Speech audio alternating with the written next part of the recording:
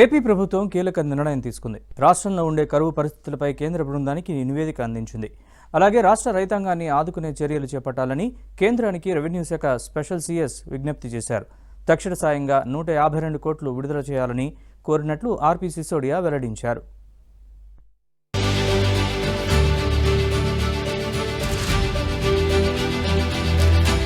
AP 5 జిల్లాల్లోని 54 మండలాల్లో ఏర్పడ్డ కరువు పరిస్థితిపై అంచనాను కేంద్ర బృందానికి రెవెన్యూ శాఖ స్పెషల్ సీఎస్ ఆర్పీ సిసోడియా వివరించారు. తాడేపల్లిలోని విపత్తు నివారణ శాఖ కార్యాలయంలో కేంద్ర బృందంతో ప్రత్యేకంగా భేటీ అయ్యారు. కేంద్ర వ్యవసాయ రైతు సంక్షేమ శాఖ జాయింట్ డైరెక్టర్ దేవి నేతృత్వంలో వివిధ శాఖల నుంచి సభ్యులతో కూడిన బృందం ఏపీకి రాగా వారితో చర్చించి రాష్ట్రంలోని పరిస్థితులను వివరించారు. కరువు పరిస్థితులు ఏర్పడడానికి గల కారణాలను కూడా పవర్ పాయింట్ ప్రజెంటేషన్ ద్వారా తెలియజేశారు. వారు కూడా పూర్తిస్థాయి నివేదికను కేంద్రానికి అందిస్తామని హామీ ఇచ్చారని సిసోడియా వెల్లడించారు.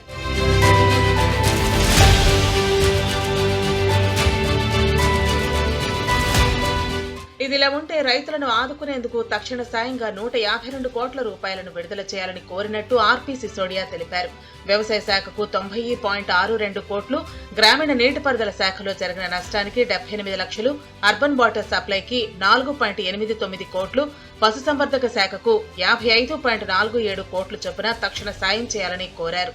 మొత్తం 5 జిల్లాల్లో 27 కరువు మండలాలు, 27 మధ్యస్థ కరువు మండలాలుగా గుర్తించిన ప్రభుత్వం ఆయా జిల్లాల్లో రైతాంగాన్ని ఆదుకోవాలని కోరింది.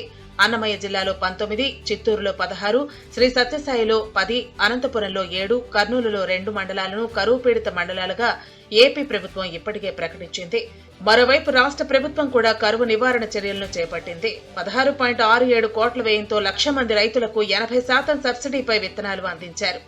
55.47 కోట్ల రూపాయలతో పశుగ్రాస విత్తనాల సరఫరా కోసం రాష్ట్ర ప్రభుత్వం ఖర్చు చేసింది. 54 మండలాల్ని కరువు మండలాల కింద ప్రకటించడం జరిగింది. కరువు మండలాల్లో రైతులకి సబ్సిడీ మీద విత్తనాలు, ఇన్పుట్ సబ్సిడీ, అక్కడ పశువులకి సబ్సిడీ మీద ఫోడర్, ఇవంతా ఇవ్వడం జరిగింది. ఒక సెంట్రల్ బృందం రావడం జరిగింది. దాన్ని ఇంటర్ మినిస్టేరియల్ సెంట్రల్ టీమ్ అని అంటారు. వాళ్ళు 2 రోజులు ఫీల్డ్లో పోయి అఫెక్టెడ్ మండలాలు సందర్శించి ఫైనల్గా విజయవాడ ఈరోజు రావడం జరిగింది. ఆ కరువు పరిస్థితులు నిజమే అని తెలుసుకున్నారు. తిరిగిపోయి గవర్నమెంట్ ఇండియాకి వారు రిపోర్ట్ ఇవ్వడం జరుగుతుంది. దాన్ని బట్టి గవర్నమెంట్ ఇండియా స్టేట్ గవర్నమెంట్కి ఈ కరువు మీద ఎంత సాయం చేయాలనేది నిర్ణయానికి వస్తారు. సో ఇది ఈరోజు జరిగిన మీటింగ్ తాలూకా ఇంపార్టెంట్ పాయింట్స్. కరువు మండలాలుగా ఉన్న 54 మండలాల్లో నష్టం అంచనాలు వేసి వీలైనంత త్వరగా కేంద్రానికి పంపాలని రాష్ట్ర అధికారులు కోరారు.